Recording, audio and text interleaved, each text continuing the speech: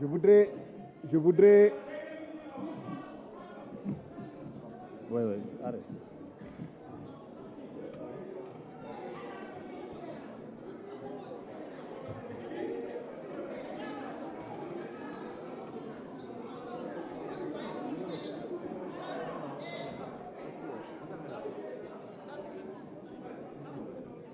Merci.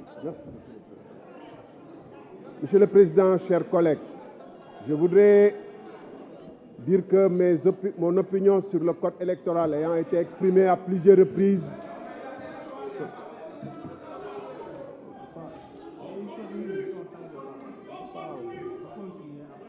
oui, j'ai déjà exprimé mon opinion. Il ne faut pas parler dans ce droit. Non, il ne faut pas parler dans ce droit. Il ne faut pas parler dans ce droit. Monsieur le Président, je demande suspension 5 minutes. C'est le règlement intérieur Assemblée nationale m'a dit, je demande suspension 5 minutes. Makhtar.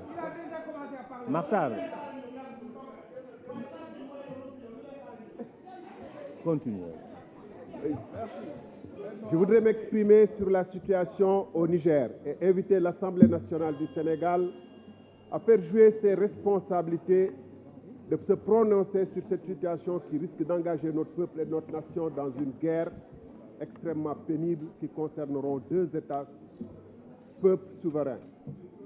Monsieur le Président, Mesdames, Messieurs les députés, à l'heure actuelle, après avoir condamné effectivement le coup d'État perpétré contre le président Bazoum dans des conditions qui ne sont pas dignes d'une démocratie, je voudrais rappeler que le peuple du Niger subit une sanction parmi les plus dures au monde, contre un des peuples les plus pauvres au monde.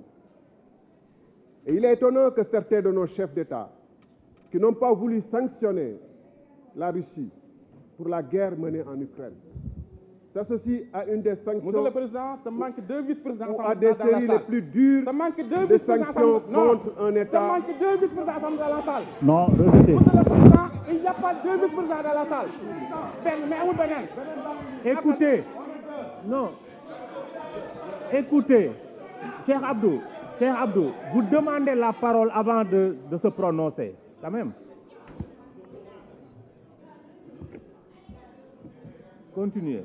Oui, je disais que les sanctions contre le peuple du Niger risquent d'amener ce pays-là et ce peuple à se liguer avec le régime actuel contre les autres peuples de la sous-région et amener une situation qui peut ne pas être favorable pour l'entente entre les peuples de la sous-région. Mais au-delà, elle risque de renforcer la rébellion, à contrario. Parce que cette série extrêmement dure de sanctions va priver l'État du Niger de ses moyens de riposte face à la rébellion. Mais je voudrais également dire que notre adhésion à la CEDEAO, qui s'est faite sans que les peuples aient été consultés à travers un référendum, ne signifie pas un blanc-seing accordé à des chefs d'État, à un syndicat de chefs d'État, pour décider d'amener une des guerres qui risque d'être les plus meurtrières dans la sous-région, qui risque de scinder la sous-région en 2 parties. D'un côté, des États qui seraient favorables au Niger et à son régime actuel, et de l'autre, des États qui seraient contre.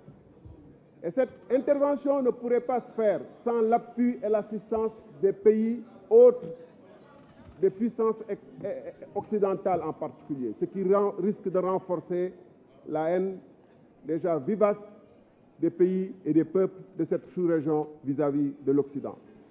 Alors, puisque nous en sommes à la 2e session extraordinaire, Mesdames, Messieurs les députés, je pense qu'il est de notre responsabilité, en tant que représentants du peuple, de pouvoir se saisir de cette question. Il ne nous coûte rien d'en débattre. Il ne nous coûte rien d'inviter nos différents chefs d'État, en particulier le chef d'État du Sénégal, à ne pas engager le pays sans l'adhésion du peuple sénégalais et sans l'adhésion de sa représentation nationale à ce qui est en train de se préparer au Niger, qui déjà risque d'avoir des répercussions sur la communauté sénégalaise et les autres communautés émigrées dans les pays d'émigration que sont le Niger, le Burkina, le Mali, etc., la Guinée. Nous sommes très nombreux en tant que Sénégalais présents dans ces pays-là. Et nous ne pouvons pas risquer la sécurité et les intérêts de nos populations pour aller soutenir contre le peuple nigérien qui déjà fait face et qui déjà est derrière son régime, le régime putschiste. Nous ne pouvons pas nous risquer dans une aventure dont nous n'avons d'ailleurs pas les moyens. Mesdames, Messieurs les députés, c'est à vous que je m'adresse. Nous disons que nous sommes le représentant du peuple. Le peuple du Sénégal, qui est un peuple de dialogue, qui est un peuple de débat et de discussion, devrait, à travers ses représentants, son État, engager, se positionner plutôt en faiseur de paix. Comme on a essayé de se positionner en Ukraine et en Russie, on ne peut pas faire moins dans la CEDEAO. Notre chef d'État, notre État ne peut pas faire moins que d'essayer d'engager un dialogue plutôt que dès le départ de prendre une option qui est impossible. Parce que si le Nigeria demain, qui est champion du monde des coups d'État, si demain il y avait, on ne le souhaite pas, une telle situation, envisageons-nous d'aller faire l'aventure au Nigeria? Envisagerions-nous de faire cette aventure à la Côte d'Ivoire? Ou y aurait-il deux poids, deux mesures, des États dits faibles contre qui on peut agiter la carotte, le bâton, et des États forts contre qui on ne peut agiter que la carotte? Je vous remercie de votre aimable. Merci, chers collègues. En vertu de l'article 103, je propose une suspension.